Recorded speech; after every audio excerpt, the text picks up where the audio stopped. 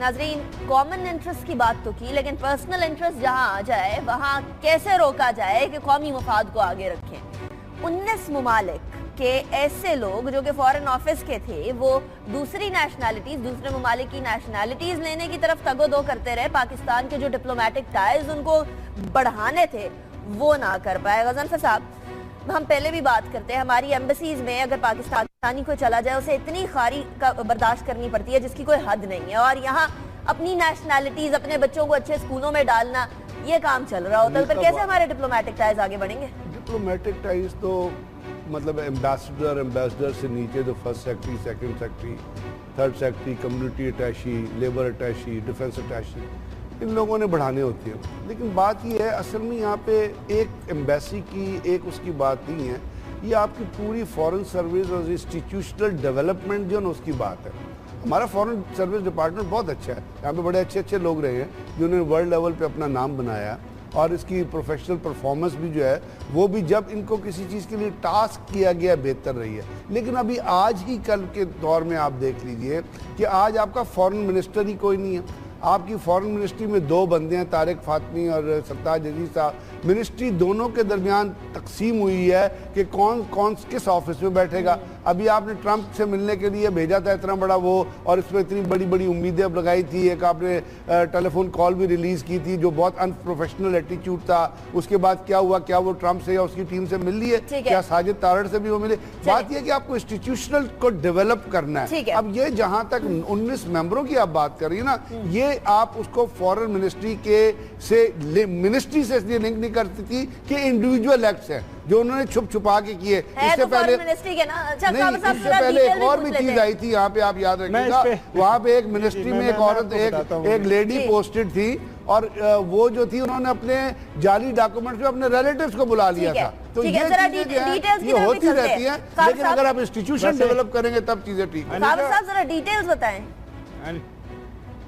अनिका, माजरत के साथ ये इंडिविजुअल एक्ट नहीं है, ये बिल्कुल पूरा रिफ्लेक्ट करता है मिनिस्ट्री के ऊपर। ये पिछले 5 साल के अंदर ये हमारे मिनिस्ट्री ऑफ फॉरेन अफेयर्स के 19 ऑफिशियल्स हैं, ये ग्रेड 1 से 16 के, जो कि ज़्यादातर इसमें आधे से ज़्यादा अमेरिका के डिफरेंट हमारे वहाँ पे काउंसिल्स है वहाँ पे। उसके अलावा लंदन, पेरिस, मैड्रिड, स्टॉकहोम, मतलब यूरोपियन जो डेस्टिनेशन है जिनको प्राइज्ड पोजीशंस कहते हैं, अपॉइंटमेंट्स। अब इस पे जो सवाल अनीका उठाने वाला वो ये है कि ये जो सारी जो बाहर पोस्टिंग्स होती है ना, इनसे पहले इनकी इंटेलिजेंस क्लियरेंस होती है आईबी की तरफ से, इंटीरियर मिनिस्ट्री की तरफ से, और बाकी मल्टीपल एक कमेटी, मिनिस्ट्रियल कमेटी होती है जो क्लियरेंस देती है कि ये लोग। अब उसमें सेक्रेटरी फॉरेन अफेयर्स वो क्लियर करता है कि ये लोग बाहर जाके डिप्लॉय होंगे। फॉरेन मिशन के अंदर किसी भी लेवल का जो ऑफिशियल है वो आपके जो मुल्क के इंटरेस्ट को तहफ़्फ़ुज़ करने की उसकी जिम्मेदारी है। बेशक जो आपका जो एम्बेसडर है, फर्स्ट, सेकंड, थर्ड सेक्रेटरी है, वो रिप्रेजेंट कर रहे होते हैं, they are the face of your country, लेकिन ये जो सारा इंफ्रास्ट्रक्चर तो वही है ना। अब मामला ये है कि क्या ये, और मैं इसको आपको ये और भी खबर देता जाऊँ, ये बिल्कुल एक बड़ी प्लान ह्यूमन ट्रैफिकिंग होती है। यहाँ पे आप थोड़ा सा गौर करें ना, इन पे मैंने कुछ लोगों पे वर्क किया है।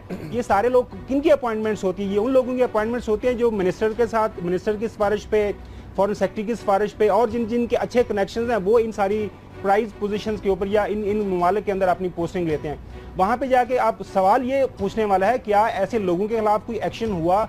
ब्रिगेड साहब को पता है कि अगर पाकिस्तान आर्मी का कोई बंदा बाहर चला जाए और वहाँ पे एक्सपाउंडर वो चला हो जाए तो उसके पीछे फैमिली को नहीं छोड़ा जाता, फैमिली को उठा लिया जाता है, जो जब तक वापस नहीं आएगा उनको वो फैमिली भी लेके चले गए ना। प्रॉब्लम यही है कि वो फैमिली सर उनकी फैमिली तो पीछे कोई नहीं, फैमिली सर वो फैमिली तो बाद में बुलाते हैं, लेकिन प्रॉब्लम यही है क्या जिन लोगों ने क्लियरेंस दी, जिन लोगों ने उनको रिकमेंड किया फॉरेन पोस्टिंग, आपका बंदा वाशिंगटन डीसी में है, न्यूयॉर्क में है, लंदन में नहीं, मैं कह रहा हूँ कि ये सारा रिफ्लेक्ट करता है आपका वो सिलेक्शन प्रोसेस है या फॉरेन मिनिस्ट्री का एक बात मैं सारा ओवरऑल प्रोसेस है, उस पे सारे शिकूक व शबात है।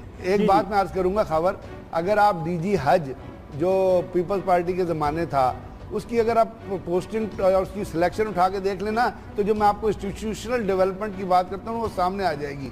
उसका जो नाम था वो इनिशियल, मैं तो वही सर कह रहा हूँ ना, वही कह रहा हूँ कि ये सिर्फ इंडिविजुअल एक्ट नहीं है, जब तक आप पूरे दायरा शामिल है उसके अंदर। हाँ, तो ये लोग ये चीजें होती है, सारी क्लियरेंस होती है, लेकिन वहाँ जाके जब डॉलर की चमक नजर आती है ना लोगों को, तो बहुत वीक करेक्टर लोग होते हैं। गजनफर साहब जरा निकाल के देख लेना किस किस के डॉलर अकाउंट, पाउंड अकाउंट है। लेकिन खबर तो ये भी है कि तारिक के बारे में हम लोगों ने अपने शो में डिस्कस किया था कि वहां जाके डोनाल्ड ट्रंप वापस आ रहे हैं वो ओहदेदार से मुलाकात करने की कोशिश कर सकेंगे, लेकिन कुछ नहीं हो पाया, कोई चीज आगे नहीं बढ़ पाई, ये खबर है। लेकिन तब तक कैसे कोई चीज आगे बढ़ेगी जब तक हमारे वहां के डिप्लोमेट्स बैठकर अपनी नेशनैलिटीज के बारे में सोचते रहेंगे, बाकी लोगों के बारे में नहीं सोचेंगे, मुल्क के मफाद के बारे में नहीं सोचेंगे, डिप्लोमेटिक टाइज के बारे में नहीं सोचेंगे।